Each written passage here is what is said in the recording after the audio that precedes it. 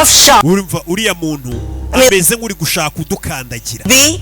ari kumva ariwe mwamikazi hano. The first day jitters.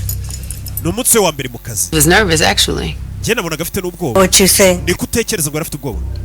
And I can help her get over that. Ariko namufasha gushira ubwoba. Think that you're not only pretty, but you're pretty dumb. Umva nimba utekereza ko uriya mukobwa yari afite ubwoba ntago waba uri mwiza gusa waba uri ikigoryi cyiza. Miss Olivia. You know, Miss Olivia urabizi? leave it to me to handle Mu bindekere ndamwitaho. everything all the time. Ibintu byose n'ubundi murabinsigira n'ibyo byitaho. I'm so sick of this damn bitch. Iyi ndaya ndayirambiwe. Ni famiye iri hano. Ubwo ni nyirabukwe. I'm ready to go. Urabizi niteguye kugenda.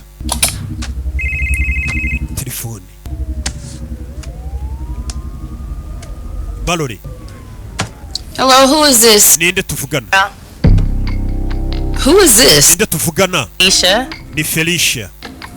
Janinja. Randomly calling my phone. Usigaye mpamagara uko yiboneye. I'm going to call you if I had some tea on Kim. Warambwiye ngo nzaguhamagare ningira amakuru menya kuri Kimi. Information do you have? Ufite ayahe makuru rero? You know this kind of shit come with pay. Amakuru mfite urayanyishyurira. With you. Nta gihe mfite cyo gukina nawe. Look, this some real good info. Mva ngufitiye amakuru adasanzwe kuri Kimi. The info. Ayahe makuru? Really want to know. Mfite amakuru ukeneye kumenya. I see. I guess I'm gonna have to hang up my day. Urabizi ngiye gukupa telefone yanjye. Just give me $1,000. Wowe ngubita igihumbi gusa. Too good. Mfite amakuru meza. Until you tell me something. Well, that ain't happening.